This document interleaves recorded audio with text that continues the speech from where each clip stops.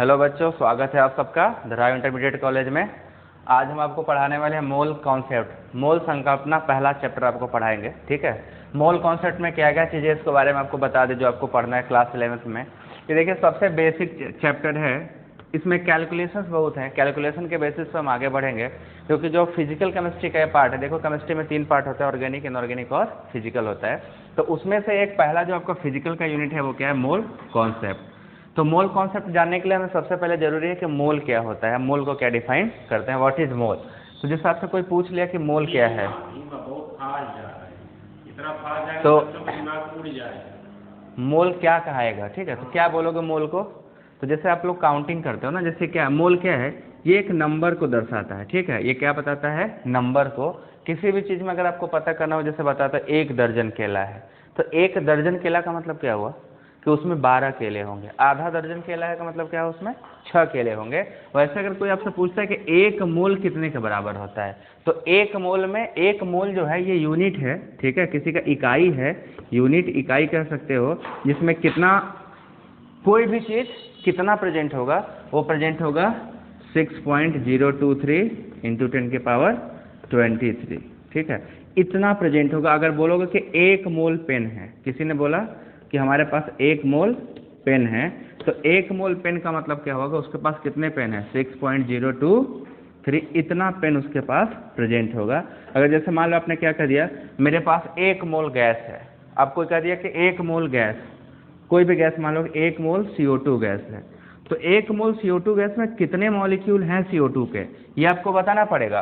तो बताएंगे कैसे कि CO2 जो है 1 मोल कितने के बराबर होता है, 6.023, मतलब कि टोटल कितने हैं, 6.023 इंटू 10 के पावर 23 CO2 मॉलिक्यूल उसमें प्रेजेंट होंगे।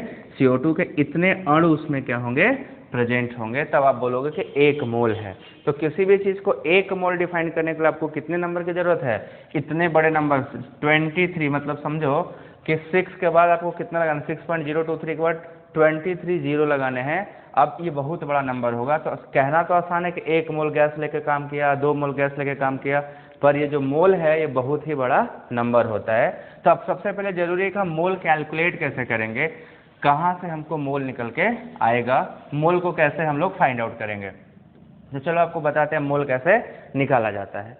तो देखो 3 चीज़ें हैं। ठीक है, आपको जब भी क्वेश्चन आपसे पूछा जाएगा, या तो आप इसको सॉल्व करने जब जाओगे, तो आपको जरूरी ये होता है कि सबसे पहले मोल निकाला जाए। ठीक है, मोल निकालने के लिए को 3 तरीके से मोल निकाल सकते हो।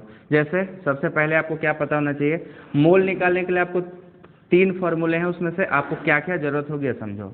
सबसे पहले जब आपको दिया गया हो किसी भी कंपाउंड का, ठीक है, जैसे मान लो कि हम इस डस्टर का मोल निकालें, इसमें कितने मोल हैं, तो आपको क्या पता होना चाहिए इसके लिए कि इसका भार कितना है। ठीक है, भार कितना दिया गया है, तो भार दिया रहता है 6 ग्राम है, 5 ग्राम है, 1 ग्राम है, 10 ग्राम है, जो भी दिया होगा हमको भार पता होना चाहिए कि कितना है। अगर ये हमको पता होगा तो हमें एक चीज़, हमेशा जो भी कंपाउंड आपको दिया जाएगा उसका मॉलिक्यूलर मास आपको पता होता है। ठीक है, अणुभार कितना उतना हमको पता होता है, हर कंपाउंड का अणुभार आपको पता होता है, कैलकुलेट करके निकल जाता है।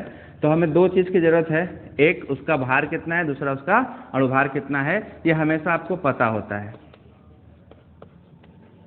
ठीक है, तो जो पता होता है उसका तो कोई टेंशन नहीं है, बट जो नहीं पता है वो एक भार होगा, और दूसरा उससे हमें मोल निकालना है।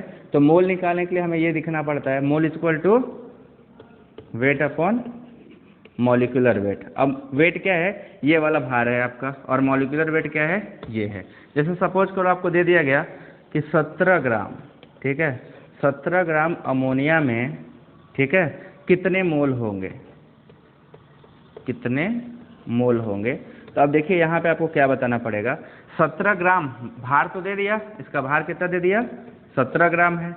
अब आपका अमोनिया का भार आपको पता है, मॉलिक्यूलर भार कितना है इसका, अणुभार कितना निकालोगे, तो अमोनिया में नाइट्रोजन है, नाइट्रोजन का भार कितना होता है, 14 ग्राम, प्लस 3 हाइड्रोजन है, 1 हाइड्रोजन का कितना होता है, 1, तो 3 हाइड्रोजन का कितना हो गया, 1 × 3 = 3, टोटल कितना हो गया, 17 ग्राम। अणुभार भी 17 ग्राम है और इसका भार भी 17 ग्राम है, तो जो मोल निकल के आया वो कितना आ गया, 17/17 = 1 मोल। मतलब कि 17 ग्राम अमोनिया में 1 मोल प्रेजेंट होगा अमोनिया का। तो आप यहाँ से आराम से मोल निकालोगे। ये पहला फार्मूला था जब हमको क्या पता होना चाहिए, भार दिया गया हो किसी भी सिस्टम का, किसी भी कंपाउंड का। आपको जब भार दिया गया होगा तो दिए गए भार से आपको पता चल जाएगा उसमें कितना मोल है। ऐसे ही आप देखिए 2-3 क्वेश्चन करते हैं कैसे कैसे निकाल सकते हो मोल।